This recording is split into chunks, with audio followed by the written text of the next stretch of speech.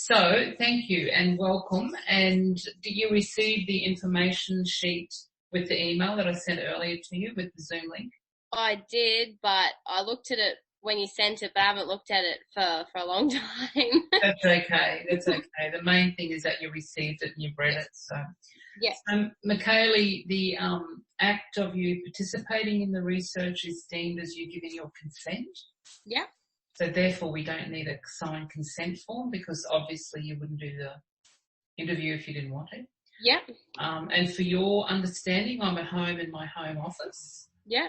And once your interview is recorded, I'll upload it into the appropriate data storage online at CQU. And then it is kept there in accordance with the policies. And when I analyse and write up, all of the data is de-identified. So your name is not correlated with anything at all that you say. Okay. Yeah. Okay. So the interview is your interview. There's no right or wrong answers. So please feel very comfortable to say what you'd like to say. And it's not as though I'm seeking right answers. One of the aims of the interview, of the research, is to understand student experiences. Yeah. So, your experience is unique and it's very valuable. I couldn't do the research without your input, so I value your time and it's valuable. So thank you. That's okay. Can I just ask you what program of study or if you know what school you're enrolled into? Yeah, so Bachelor of Paramedic Science. Okay. How far in are you? I've just finished the first year, so I'm about to do, today's the first day of third term, so yeah, about to start the second year. So are you doing third term? Third term, yeah, no, I'm brave, hey. I think so. I don't know if I can line up. I did back in my bachelor, I do remember doing one third term and it was pretty hard.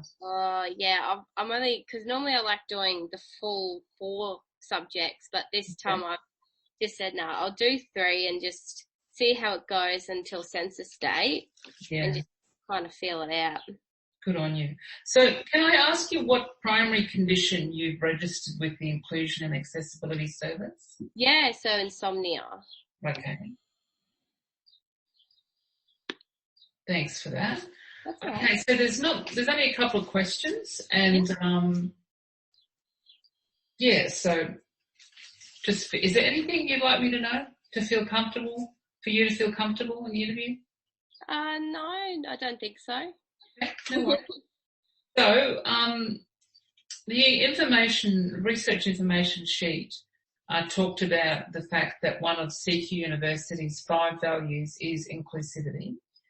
So, as you'd be aware, that words have different meanings. So to start the interview, we all have our own understanding of different words and concepts. So to start the interview, I'll just state how CQ University, in its formal policies and documents and on the website, it refers to inclusiveness, inclusivity, inclusion.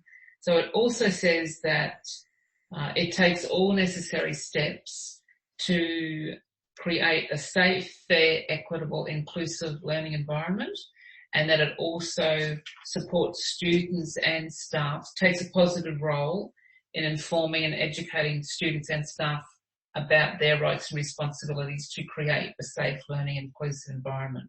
So can you talk to me about what you perceive the concept of inclusion, what that means to you? Well, to me, that's like, I'm from around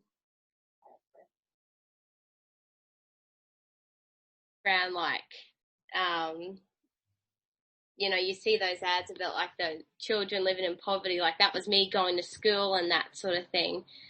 And yeah, to me, inclusivity is basically including people like me. I saw like, even in high school, people with like physical disabilities, including them and making sure that they can do the career that they want to do as well as, any normal other person can. Okay. And can you talk to me about your experiences of inclusion during your study journey at CQU in relation to your condition you've registered with? And Michaeli, that might also mean where you felt excluded. Yeah. So if you'd like to talk about that. Yeah, yep. So I registered with Insomnia because I actually lost my job early on in the year, or I'd had a run-in with the boss and I wasn't sleeping too good. And initially I didn't think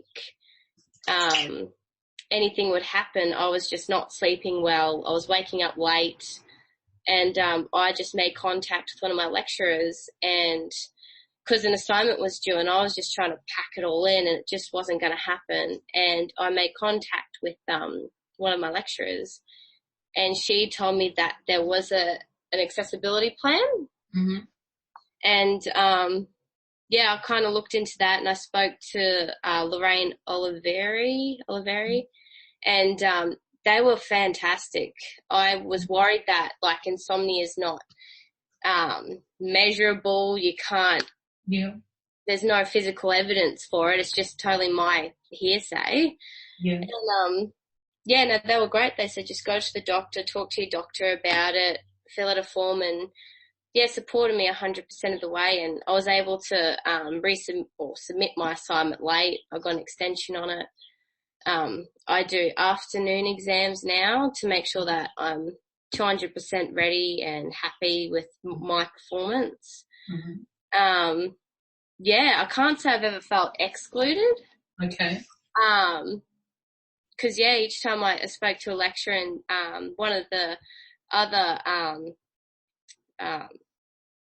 things they put in place was like if I need an extension or if I need my afternoon exams, I just need to tell my lecturers about the extensions, and they've all been fantastic. I haven't used it that many times, but when I've used it, all the lecturers have been understanding. They haven't questioned me or made me feel like, I shouldn't be using it. It was really easy. And so how far into your study were you when you did register with the INA service? It wasn't that long into it because the term started in March, and that's when like the work thing had happened and it was getting pretty full on. And I was going through a pretty rough patch with my marriage at the time. So I wasn't that far into it at all. I'd say probably maximum a month. And that's when I started the ball rolling and got it organised. So how does this insomnia impact on you? So basically I would go to bed 10, 11 o'clock. There was a few nights there I didn't sleep at all. And then there were some nights there where I didn't fall asleep till, 4 o'clock in the morning. It was between 2 and 4 o'clock in the morning I would go to sleep. And then I wouldn't wake up till, 12 o'clock the next day. By the time I got up, fed myself, looked after the house, walked my dog, I had to fit in all this study and it impacted on your study, obviously. Yeah, a heap. Yeah. Okay. And so do you feel then that CQ University meets your expectation of inclusion? For me, I feel like they definitely did. I'm 200% happy with what they did and how they handled my case. Even to this day, because I've still got my plan, obviously. Last term I had 2 exams and they made sure that I still got my afternoon exams, and each time I do an exam it's just me and one lady that watches me. I can't remember what they're called, but I feel like they definitely cater for me and for my needs right now. Okay, so this research is greatly influenced by what's called participatory design research. Yeah. And therefore it's, I'm sort of really just a facilitator in a way of gathering the data and then coming up with a set of guidelines. That's another aim of the research. So the first data collection method was the online survey, then the interviews, and the next one will be an online Zoom focus